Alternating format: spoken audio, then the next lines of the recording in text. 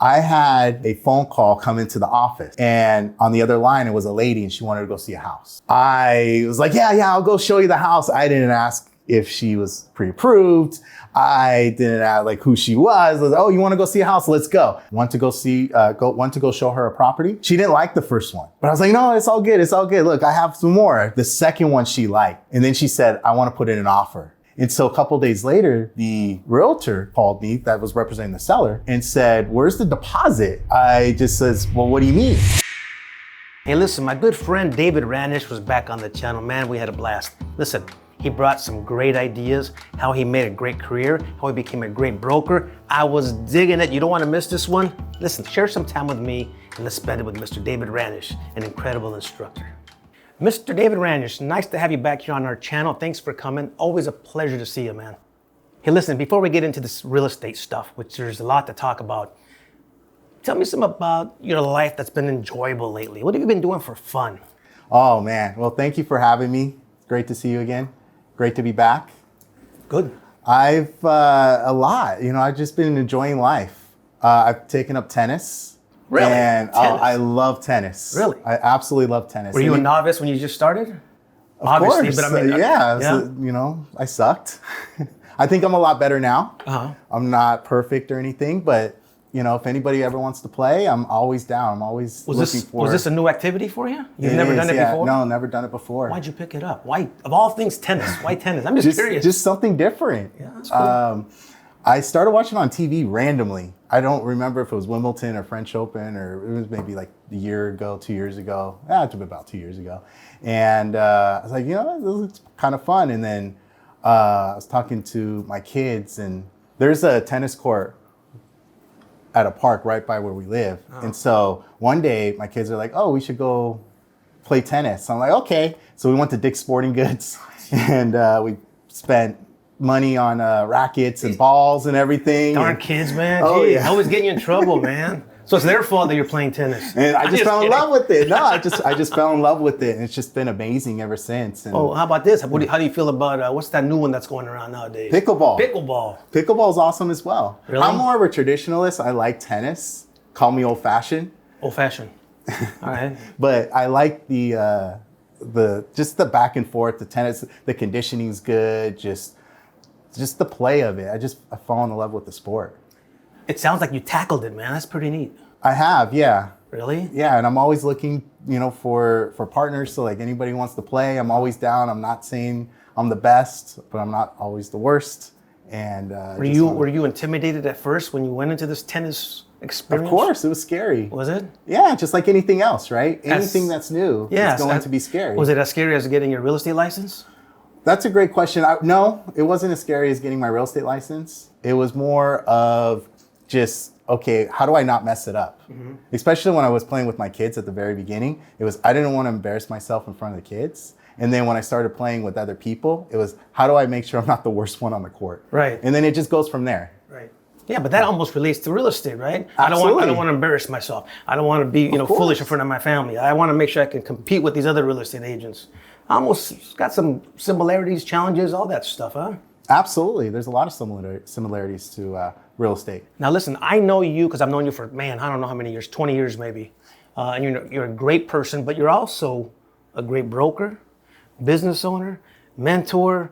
You still sell properties, I'm assuming. I mean, you got all these hats you wear. Yes. Your head isn't that big to fit them all, but you wear all these hats. How do you find time to do tennis, to play tennis, to spend time with family? That's a great question.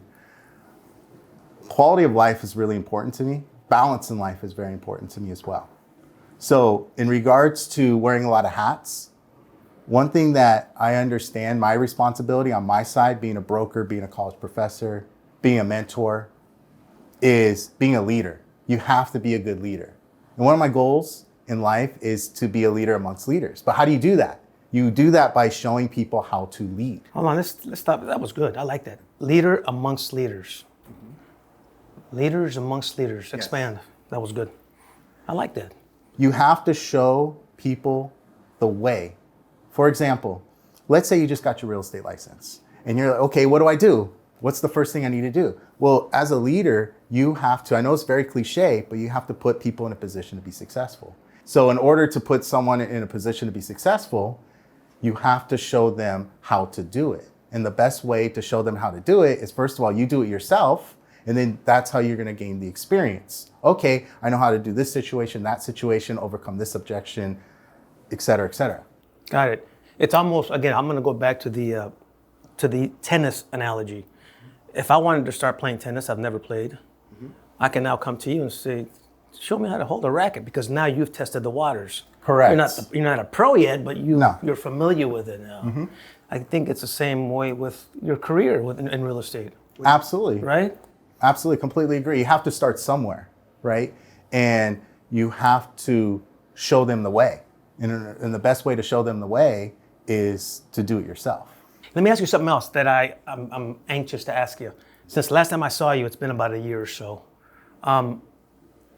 Share with us a moment where you said, damn, this is why I love doing real estate. This is why I got involved in this career. This is why I love waking up and saying, what's coming my way today? Oh, that's a great question. I don't want to hear 3, 4 of them. Just what's the biggest highlight of the last year for you? In regards to realtors or just overall? No. Real estate. Real estate. This is why I got into real estate. Easy answer is it's just people. It's the new student that comes into the classroom and they're scared to come into the classroom and they're nervous about being there and they're probably thinking, oh, this is just going to be like any other class. But I come in and make it fun and make it interesting and give examples. Which is all important, of course. Absolutely. Well, let's put your hat on now that you're a real estate agent. What has happened that you say, man, I'm so glad I got into the real estate business? Or, you being a broker, an owner of a brokerage. Absolutely. It's just helping people. Okay. Whether it's from the real estate salesperson side of it and helping the real estate salesperson or the real estate client looking to buy or sell a property. It's just helping them. And so my aha moment, I love waking up doing what I do is just, I'm going to help someone today. And the best way to help someone is just putting yourself out there. And sometimes you just have to ask, how can I help you? Is there anything that you need from me? Real estate is a people person business kind of thing, right? You're always dealing with people. And a lot of people nowadays don't like people, right? It's funny, that actually sounds funny. People don't like people sometimes. I mean, there is a lot of weird things going on in the world, right? People aren't getting along. Yeah, you stick to I love people. What makes you love people so much? And is it in your DNA? What the hell's going on here? I think it's in everyone's DNA. Yeah. Because yes, I agree with you. There's a lot of people that, the antisocial right now are just, I don't want to talk to people, and we're getting away from that in society. But I would say we're not. You have to talk to someone. You have to help them. Because if I were to say to you, I'm looking to buy a house or I'm looking to sell my house, what are you going to say?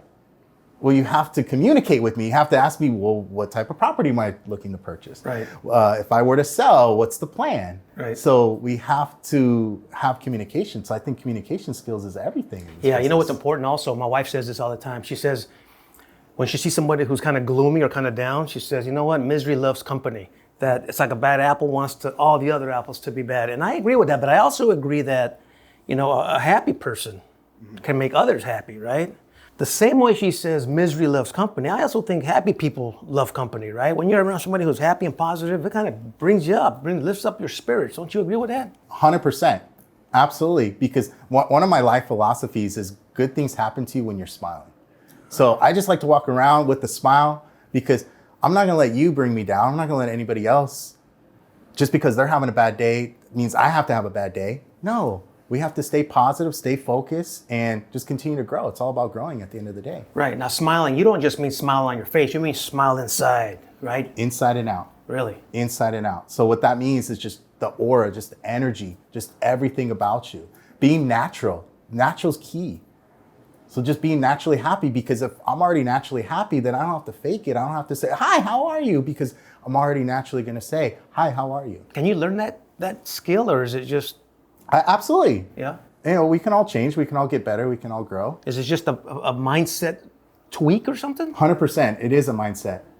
I think it is in our mind. It's psychological, right? Because if I'm unhappy, then that's contagious. But if I'm happy, that's also contagious. Right. How do you stay so happy all the time? I've known you all these years. I don't think I've ever seen you upset I don't think I've ever seen you worried. I don't know if you hide it well or you just say, you know what, you're going in the back seat, negative feelings. I don't want to deal with you right now or ever. How do you handle it? How do you stay so positive all the time? Because one thing I learned a long time ago is no one cares. Just nobody cares. So yes, I have my bad days. Yes, I'm sad. Yes, I'll even go as far as saying depressed at times. But how you handle that is you always have to stay focused and positive and think about the future. Okay, so why am I feeling like this right now? What can I do to change right now?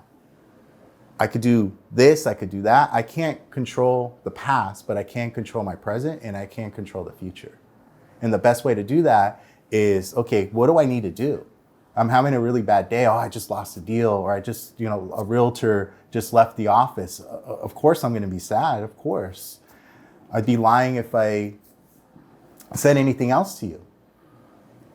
But then you also have to look deep in yourself and say, okay, well, why did they leave? And when you really break it down, you really think about it, yes, sometimes it's out of your control, but it's one or two things that you didn't do. So that's what I always think about is, okay, yeah, you know what? They did want a little bit more attention, and I should have called a meeting, or I should have, they wanted to go see a property and I didn't go show them a property, something like that. Are you self-critical of yourself? Yeah, I'm very hard on myself. Are you? Yes. Does that help you? Yes, absolutely. How? It helps me because that's how I can grow and get better. Because when you're honest with yourself and you have self-awareness, I think self-awareness, that is something that people lack, is self-awareness. And it can be learned. It is a skill. But when you're honest with yourself and you dig deep in yourself, then that's when you're going to find the answers. One thing I always say is the answers are always there. It's up to us if we want to listen to the answers or not. Because a lot of times we're in denial.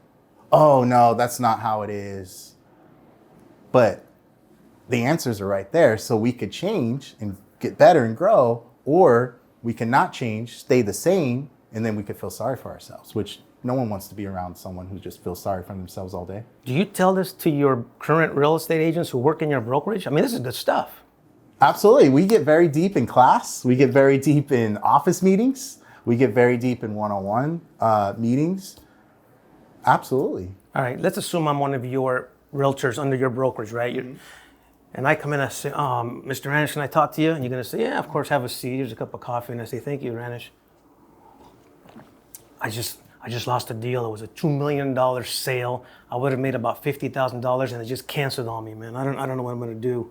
I'm thinking this isn't for me. I shouldn't be doing real estate. Can you help me out? Oh no, that's horrible. Yeah. So what happened? Well, during the inspection, they saw something they didn't like. It wasn't fixed. It wasn't to their, up to par with what they expected. And they say, you know what?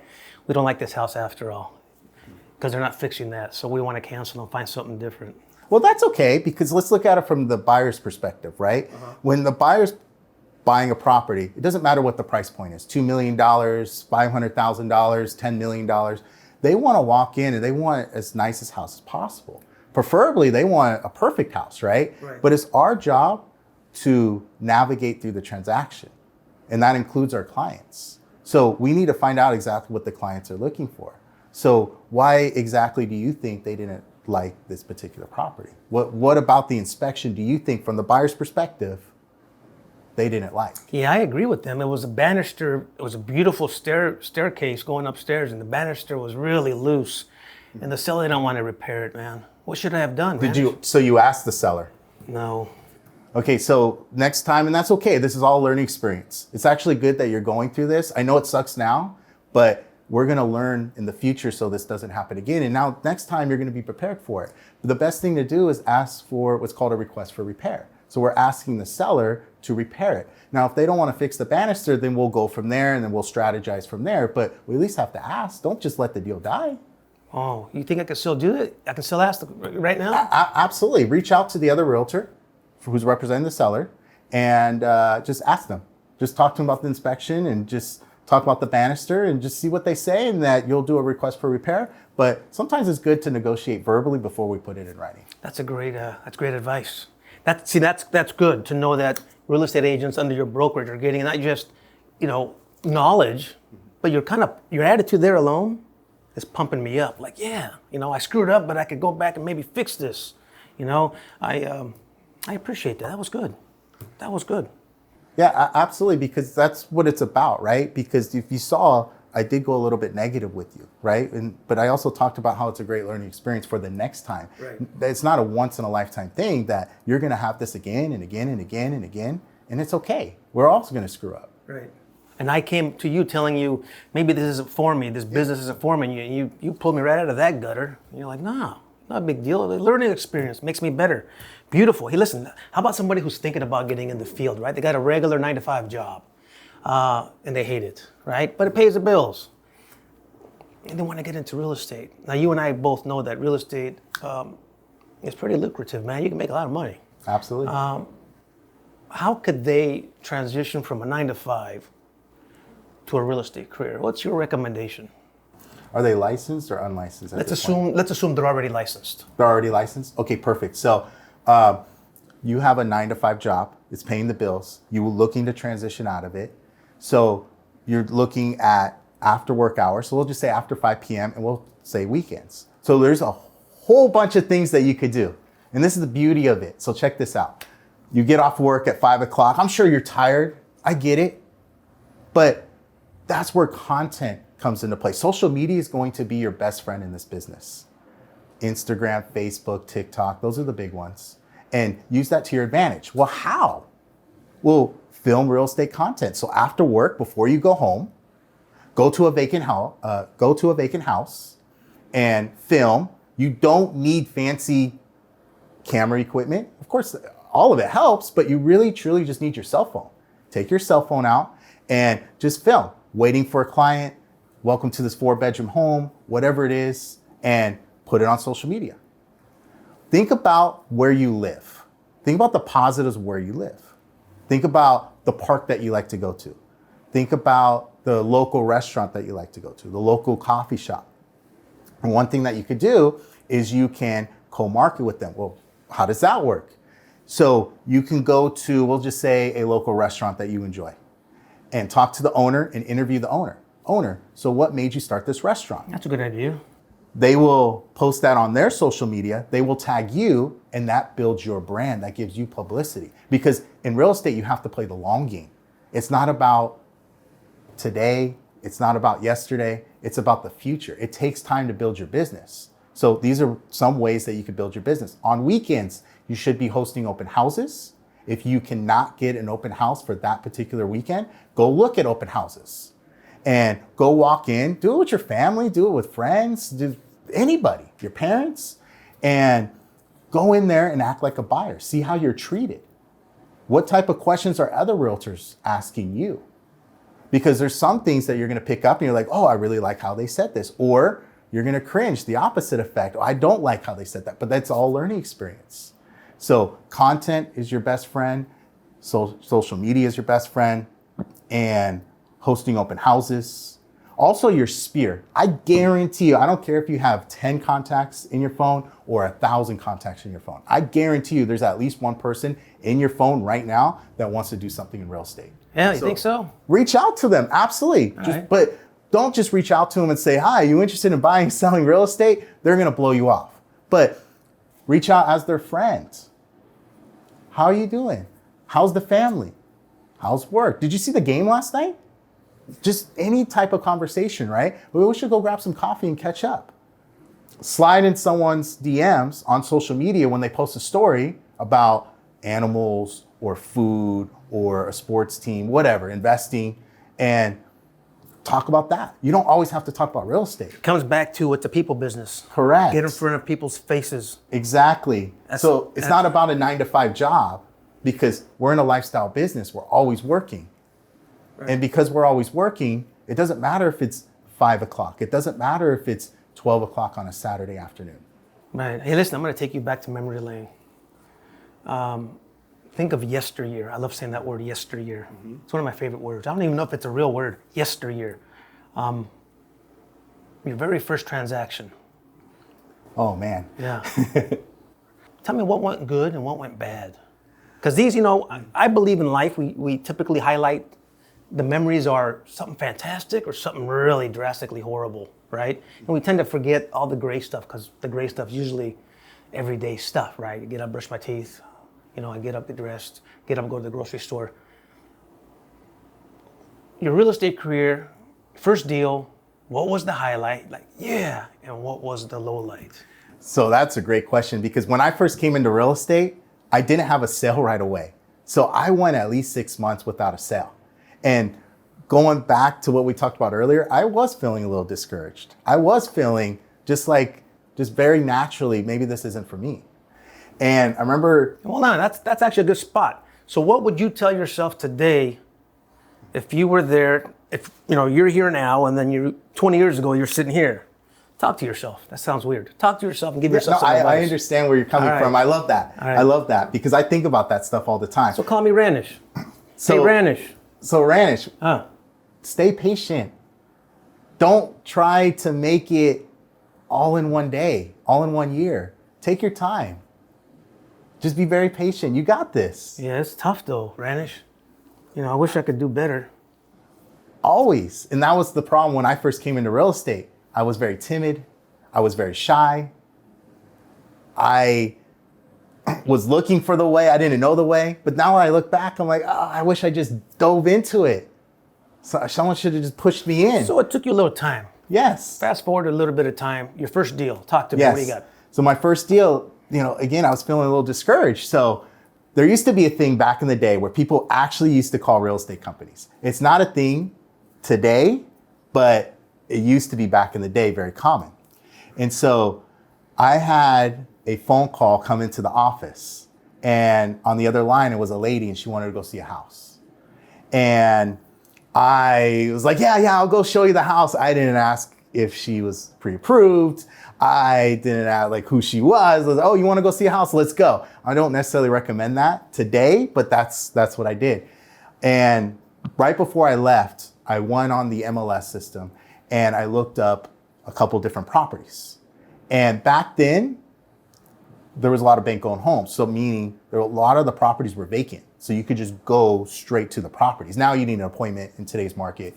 But I jumped in my car and I had a sheet of paper with just different properties. One to go show her a property. She didn't like the first one. But I was like, no, it's all good. It's all good. Look, I have some more. I showed her my papers and she's like, oh, let's go see this one. The second one she liked. And then she said, I want to put in an offer. I didn't know how to write offers at that time. So my first transaction went really well in regards to she was really cool. The lady was very patient. She didn't know it was my first transaction because I never told her, but I'm sure she picked up on it. But that's okay. But what went wrong was we got the offer accepted. And I don't remember if we went back and forth. I'm pretty sure there was counter offers involved and things like that. But regardless of that, we got the offer accepted. I'm excited. Okay, open escrow. I didn't understand how deposit worked. And deposits, as you know, is I'm so serious about buying this property, seller, that I as the buyer, I'm gonna have money leave my bank account and we're gonna put it into escrow's bank account and escrow's gonna hold it until we decide what to do with it. I didn't know that was a thing. I understood there was a deposit, but I didn't understand that my buyer had to, I can laugh about it now, but I didn't understand the buyer had to go to the bank and wire the money to escrow. And so a couple days later, the realtor called me that was representing the seller and said, where's the deposit? And I'll be honest, in my head, I'm like, what deposit? What are you talking about? And I just says, well, what do you mean? And of course, I'm sure the other realtor's like, oh, this guy, right? I just said, okay, I'll take care of it. And I called escrow. Actually, I reached out to the sales manager, which just so happened to be you. Oh, it was me. Yeah. Jeez. And I said, what do I do? And you're like, just stay calm. Just call the buyer and just ask the buyer to send the money to escrow. Before you do that though, call escrow, make sure you get the wiring information so you can give that to the buyer. Or escrow could just directly reach out to the buyer, however you want to do it. Right. And so I just reached out to escrow. I was just trying to make it as easy as possible for the buyer. because you want to have excellent customer service. Right. And so that's what I did. And But on that point, let me just emphasize, you didn't know how to do it. No. It took somebody like me to share with you how the process works. Correct. And now you're doing that for your students. And how important it is that for face value, the students can listen to this and say, wow, I won't have to go through that because Ranish told me he went through the mud already for me. He's going to bring back the knowledge, right, and how to do it, the process, and I'll never have to worry about it. I think that's fantastic. Keep going. So what was the highlight? What was the low light? So the low light was that. Oh, that was the low light. You didn't know what the hell you were doing with the damn deposit. Right? The highlight was that we got the deal through. The buyer was really cool and very understanding, very patient. And thankfully the deal closed. I got paid. And at this point I was like, okay, I kind of know what I'm doing. It wasn't until the third or fourth transaction where I really felt comfortable in this business though. Got it. Have you ever felt like quitting? Like there was a stretch where like nothing was happening. You're like, you know what? I'm checking out. Yes. This is, tell us about that. Absolutely. The first 6 months of the first 6 months of your career. my real estate career, absolutely. That was probably the time when you really said, you know what? I'm like this close to getting out of here. 100%. Because in this time, that's when the market was going down. I got my real estate license in 2007. That's when the market started going down. And I came in just thinking, oh, well, people are going to call me. I was that ignorant. People are going to call me. People are going to reach out. They know I'm in real estate. But you have to tell people you're in real estate. That was my biggest mistake. And so because the market was going down, because I wasn't going out there trying to get business the way I should have, looking back, hindsight being 2020, I was struggling. And because I was struggling, it's natural to think, you know what? This is not for me. Maybe I should go into another business. But one thing that I kept going back to was at the end of the day, people need a place to live. It doesn't matter what the economy's doing. It doesn't matter what the market's doing. People need a place to live. That's great, man. Hey, listen, I want to share something also on that note. 2007, 2008, you're right. The market was tanking. We were almost I think we were in a recession, the government in general, the economy. But those were the best years of my life in real estate. Can you believe that?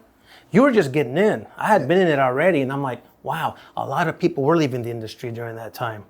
But this is what I want to emphasize, and you probably already know this.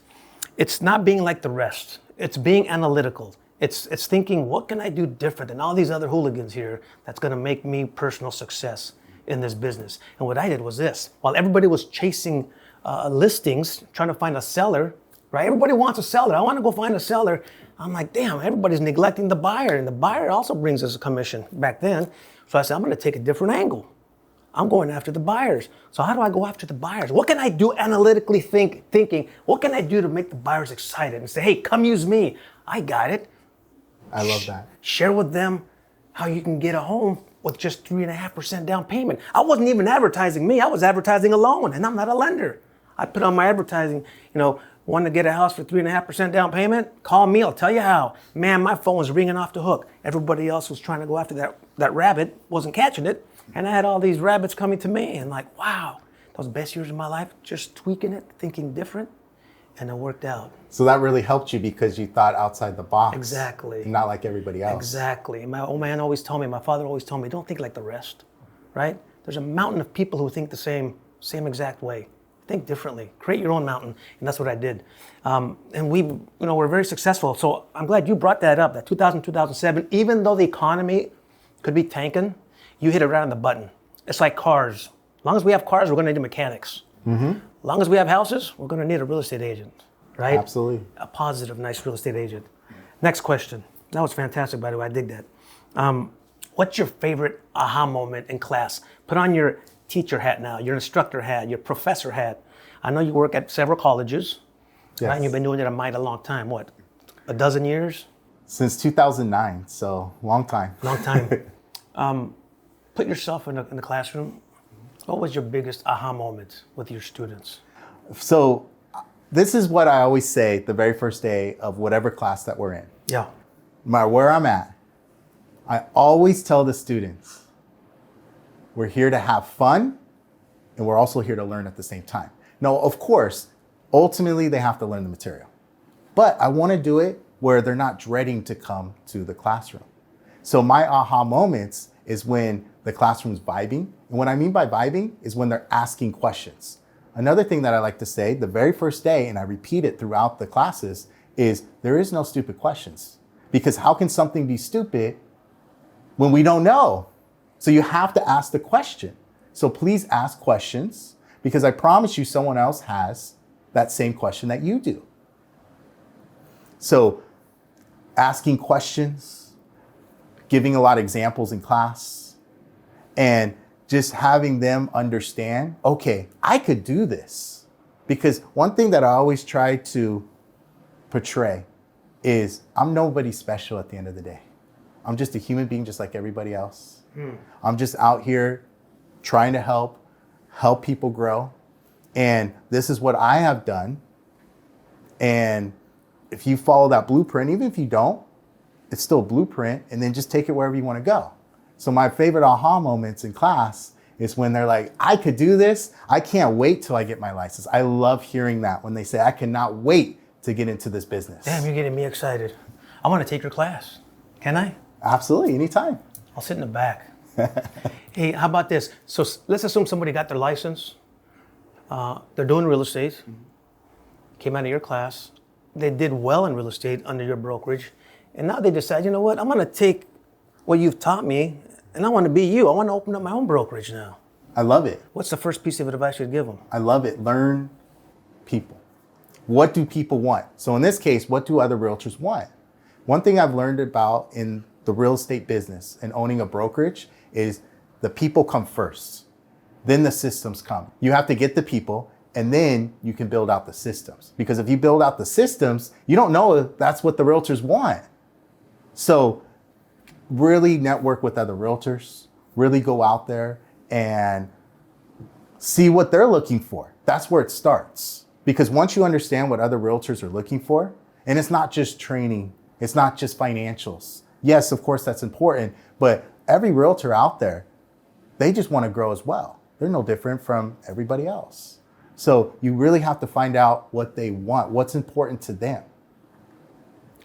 Got it. So how about this? Because it sounds like we're going right back to people, how important it is to be a people person, right? Yes. Be a people person, be a people person. My old man, again, my father used to tell me, he still tells me, he says, humility opens doors, arrogance closes them. What do you think about that? Is my dad crazy, or is he Absolutely pretty smart? Not. Absolutely not. I love that. You know? It makes all the sense in the world. You sound pretty humble. You have to be humble. Is that in your nature, or is that something you could learn? No, I think it's something that you can learn. Yeah. Because I want you to think of it like this, right? Going back to a previous question about we have a 9-to-5 job, right? I want you to think about, what do you do for fun? Forget about work, forget about school. Just what do you do for fun? We're in a lifestyle business. We're always working. So no matter what that is, whether it's tennis, whether that's the gym, whether that's hiking, whether that's sports, investing, whatever that is, family, there's groups for that. So join groups. Network. Because number one, you're doing something you already would do anyways, and you're meeting people. When you're meeting people, you already have something in common with them, and that builds friendship. Friendships build trust, right? And once they trust you, and once they know what you do for a living, which we don't lead into that gets built over time, then that's how you're going to get business. Right. So I bring all that up because you can't have a big ego. You have to always think, okay, well, this is what I would do anyways. And we are here to service. We're in a service business. So a people business, a service business. Think about a really nice restaurant. Do you have a really nice restaurant in mind? Me? Okay. Yeah. Yeah. So just think about the level of customer service at that restaurant. Oh yeah. Hell, I'll just say In-N-Out. They got great customer service. In-N-Out Burger, right? So you go there, and what do they say? Hi, how can I help you? With a smile on their face. Yeah, absolutely, right? And let's say your burger doesn't come out perfect. You go up there, you tell them, right? What are they going to say? No problem, I'll make you another one. That's exactly happened to me once. Were you with me? It actually, I really did. And they even told me, keep this one that didn't, pan out. I'll make you another one. I'm like, wow, they really made me happy. And that's why I like to correlate food because I love food, right? So I always think of really nice restaurants, right? And it could be any restaurant, any level, super high end to fast casual restaurants, everything in between. But it's the level of service, it's the ambience. Why is In-N-Out so packed? We can go there 10 o'clock in the morning, we can go there at 10 o'clock at night. There's always going to be a line, right? Oh my gosh. But it's the service. People go there for the service. Yeah. That's why people go. So you need to bring that to your real estate business. And that's why you always have to go back and you have to think, what do people want? Right. What are they looking for? Again, that word you said, people. What do people want? This whole business is about people. But I think we're forgetting a little bit about another group of people, your family, man. Your Absolutely, family, right? Of course. Your kids, your significant other. How do you balance, a group of people in your professional career with the people at home who you love dearly? I mean, it sounds like all this passion you have, do you have enough left over for your family? Absolutely. That's a great question. And that's a great point that you're bringing up because balance is key. So one thing that I've learned is get your family involved. Talk to your family. Bring them with you. Don't be afraid to bring them with you on appointments. Maybe not the first time that you meet your clients, just because you don't know how your clients are going to react. But your clients, I promise you, they're going to become your friends during the transaction, during the time. I've brought my children to listing appointments, to buyer appointments all the time. Wow, that's I've never had pushback. Not one time have I had pushback. So you have to involve your family, right? Another thing too is talking about children. Let's say your children, they're involved in baseball, they're involved in soccer, just sports in general. And let's say that's Saturday at 10 a.m. they have a game. Well, just know, okay, Saturday from, we'll say 9 a.m. until 12 p.m., I'm going to be with them. I'm going to hang out with them. And if anybody wants to go see homes or any listing appointments, my schedule's blocked off. So I'm not available at that time.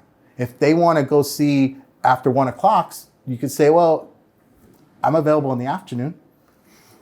Got it. And so it's just setting boundaries with your clients. You've been able to do this successfully, the balance thing? 100%. You got a lot of hats, including father and all that stuff. Absolutely. But the key is you have to get everybody involved. And then you also have to block out time for everything. So it's blocking out time for your family, it's blocking out time for the business, and treating it like a business. Do you tell this to your students who feel like if they get involved in a real estate career, they might lose family time? I talk to them about as real subjects as we can get, and that's a real subject. It is a real subject. So we talk about in the classroom, absolutely. Yeah.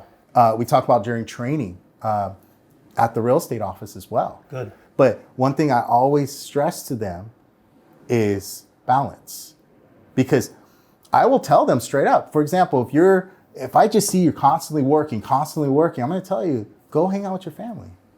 Go hang out with them in the morning and afternoon. Go take them out to eat. That's great leadership because I think it's important to tell somebody, slow down. Yes. And I'll tell you why I think that's important. When I first started in real estate, I was addicted to the job. I was addicted to my clients, and I overlooked my children, right? That's the only regret I have in real estate, Ranish, the only regret. And when I would share this story with the class, sometimes I would tear up because you can't bring those years back, right? I dedicated my life in real estate for the first 2-3 years because I was just loving it, that I neglected my kids. I spent too many hours working and not enough hours with my kids. Mm-hmm. Before you know it, I looked and they were growing a mustache. I'm like, when the hell that happened, right? And I'm like, what's going on here? So I think that's important, balance, right? And that's what I teach to my students when I am in the classroom, is your family's there no matter what. They deserve your time. They give you support. They're not going anywhere. Love them, if not more than you love your clients. And I think that's important balance. 100%. Let me ask you something else. And this is a pretty deep question, and I want you to think about this. Do you think anybody could succeed in real estate? Anybody can be successful in real estate. It doesn't matter your background, it doesn't matter your age, anybody can be successful. So of course, the natural question is, well, how? Well, it starts with yourself, first and foremost. You have to want this. So one thing that you should always ask yourself, those of you who want to get into the industry or getting into the industry, is why are you doing it? why are you getting into real estate? And it could be anything. It could be time. It can be financial. Don't lead with money though. My 2 cents, my opinion. And the reason why is because you don't only want to do it for money, because if you're only doing it for money, then that's going to come out with your clients and your clients won't respect that. But your time's important. Your financial freedom's important. Family's important. Maybe it's vacations. Maybe it's investment opportunities. So you want to go in with the plan. Another thing that I like to do the very first day of class, we do a lot that first day of class, is I always tell them your career starts today. It starts right now. And that starts with business planning. And when it comes to business planning, that's part of it. Why are we doing this? What is the goal? Nice. And so anybody could do this, as long as you're a good person. One thing I always like to say as well is I can help you get started in this business, become an average realtor, a good realtor, a great realtor, a legendary realtor. I can help you with all of that. One thing I can never help you with is being a good person. So as long as you're a good person, you can succeed in this business. We're talking morality, work ethic, all that good stuff. Correct. Now, I agree with you. I think anybody could be a successful real estate agent. I really do. I really, really do. However, I think it's important to have the right foundation. And by foundation, I like to get specific, Ranish. And by foundation, I mean a good, solid mentor or brokerage. You can't do it alone. Somebody's got to teach you the skill set. Somebody's got to teach you to do it. Like you were telling me earlier, hey, why did your escrow cancel? Well, you didn't do it right. You should, maybe we should do this next time. You learn. So I think the foundation should be a solid brokerage, a solid mentor like yourself, for example. Speaking of mentorship and brokerage, those who are watching, give me just 5 words, 5 separate traits when looking for a good broker. Just what's one thing a new agent should go and look for in a new broker? 1. Great question, by the way. I'll give you 3. Well, I want 5, bro. I'll start with 3. Well, you're shortchanging me, man. I'm not worth 5. Give me the first one. I like that. Support. Support. All right. Next one. We'll go back to one. Next one. Training. Support, training. Let the viewer soak that in. Support, training. Go ahead. Financials. All right. Leadership. All right. Give me one more. How about patience? Patience. Somebody who's patient with you. Patient. I like that. Yeah. Let's do it. Patient. All right. Now, of those 5, which one do you think is the most important for a broker to have for a new agent? From the broker level or from the Broker realtor? mentor. No, from the broker level. From the broker level? What should the agent look for of those 5 that they must have? The broker must have Leadership. leadership. Leadership, leadership, leadership. Because leadership's going to lead to the support. The support is the staff. The training is, how do I get clients? How do I keep clients? How do I overcome objections? Contracts, disclosures. Financially, how is it a win-win for you as the real estate agent and the broker itself? So that's why I say it all starts with leadership. And number 2 would be the patience part of it, because the broker does have to have patience, because you're not going to go and sell. You're not going to go and necessarily sell right away. It usually takes time. Now, some people do come in and they sell a house that first week, but they already laid the foundation. Yeah. And so that's why the broker is so important. And where you work, it does matter. It does. Some brokers are whippersnappers, man. They're saying, hey, get your butt to work. Let's go. Go close a deal next week. They're not patient. They want you to, they expect you to Right. go out there and conquer the world in the first month or so. Let me finish off with this question, Ranish. This has been a great interview, by the way. Thanks for coming. You started somewhere. Yes. Again, I'm going to go back to yesteryear, one of my favorite words. You started somewhere, right? Go back to those days when you were, a young lad. What were you, 22, 23 when you started? 24. 24. And you didn't do this alone. You did this with some support, some help. Mm-hmm. Who was your most effective mentor? And what did he have or she have that influenced your career? So I'm going to tell you a story. when I first started real estate, I had the idea in my mind that I was going to come in and I was going to sell all these homes. I was going to make $100,000 and I was going to be rich. Not just rich, but rich, rich. And I wanted to come in and conquer the world. But I didn't have the work ethic at that time. And so one day I was at the office and I was negative. I was down on myself. And I see a gentleman and he goes, "Ranish, how the heck are you?" And when you're negative, right? And I was like, something to the effect, I'm like, "I'm okay." And he looked at me and he said, "Okay, what's wrong?" I said, "Well, the market sucks." And he goes, "Are you kidding me?" This guy said, actually, are you kidding me? He goes, "Are you kidding me?" He goes, "The market's great. You know why the market's great?" I'm like, "Why?" And he goes, "Because people that couldn't afford to buy a property before, now they can buy a property. Focus on buyers." And that shifted my mind. And you want to know who that was? Who was that? A man by the name of Robert Rico. That was me? You were my mentor. Oh man, I knew it. How was he looking back then? The same. Yeah.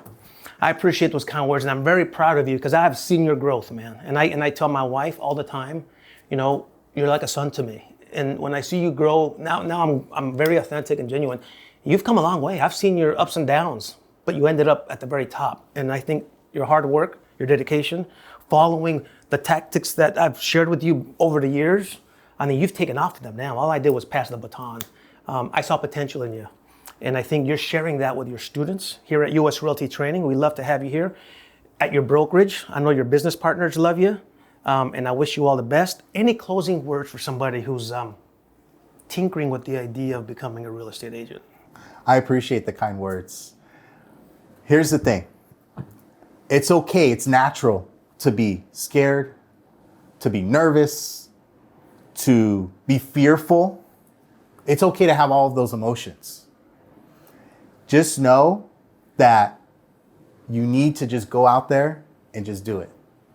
So what I mean by looking at fear, right? Because that's usually the biggest negative in regards to real estate. Where I don't want to do it because I don't want to fail. I can't fail. I have a family, or I just can't fail. I've never failed. Look at fear in the eyes. And what's the problem? Because what's really helped me over the years is using that fear to my advantage, because fear can use you and they can eat you up. Or you can look at fear and you can say, okay, I'm gonna flip the script. Right. And so once you get that in your mind, then the nervousness goes away, being afraid's going away, and having the support system is extremely important. Because the support, family obviously is very important, but it's not just family. It's your real estate family too. Yeah, that's a good point. That's a real good point. Let's end off with this. First of all, let me thank you for coming. So here's my final thought. I want to thank you first for coming. And I also want you to go ahead and share with the audience who's watching, because where you work and how they can contact you, the name of your brokerage. Because I'll tell you what, me sitting in front of you, I could feel your energy. It's a different energy than when you see somebody on the screen, right? On a video. I would like those who can to meet with you, right? In person, and sit across from you and be affected by your words and your passion and your vibe. That's another one of my favorite words is vibe. So share with us where they can find you as far as your brokerage, maybe your handles. Is that what they call it nowadays, handles? The handles, yeah. Is it really? Yeah. All right, and we'll finish off with that. I appreciate that. Thank you for the kind words. So Ethos International Real Estate. We are in Northern California. So we are in San Francisco. We are in Los Angeles. Century City is the headquarters, right by the Century City Mall, if you know Century City area. We are in San Diego. We are in Orange County. So we're all across the state. We're also in the Antelope Valley, where I'm from. We're all across the state. So Ethos International Real Estate. I am the broker of record. I am the co-owner. And you can just reach out to me at my @, which is @David Ranish. That's the easiest way to get a hold of me. You can also text me. Let's start with texting. We'll lead to a phone call. 949-572-7743. You're also a fantastic instructor for us here at USRT Training. You do our webinar classes. You do the webinar classes is for the entire state of California. So Yes. anybody from San Francisco down to the border over in San Diego can take a class with you online. You can reach out to one of our student advisors. They'll set you up with Mr. Ranish if you just love his energy and his vibe. Incredible instructor. Thanks for coming. Hopefully we can do this again soon, man. Anytime. Thank you for having me. You playing Appreciate tennis? You playing tennis today? Not today. Oh no. Love, right? I know love. Take care, Ranish.